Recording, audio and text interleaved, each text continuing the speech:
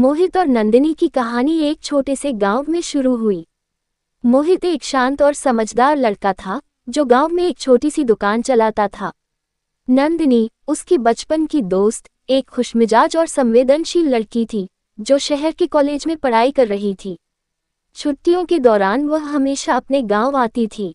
एक दिन गांव में मेला लगा हुआ था। नंदिनी अपनी बहनों के साथ मेले में गई थी जबकि मोहित अपनी दुकान पर था।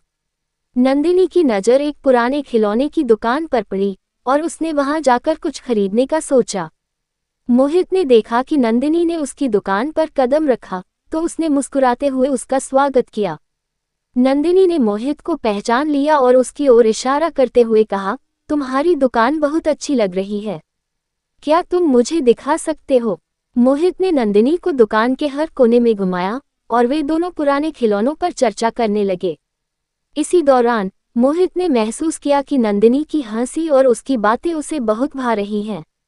नंदिनी ने भी मोहित की विनम्रता और उसके सरल स्वभाव को सराहा। समय की गति के साथ दोनों के बीच एक खास दोस्ती का रिश्ता बन गया। मेला खत्म होने के बाद नंदिनी शहर लौट गई, लेकिन मोहित और नंदिनी के बीच की दोस्ती धीरे धीरे एक गहरी दोस्ती में बदल गई। दोनों ने एक दूसरे को पत्र लिखना शुरू किया और फोन पर बात करने लगे।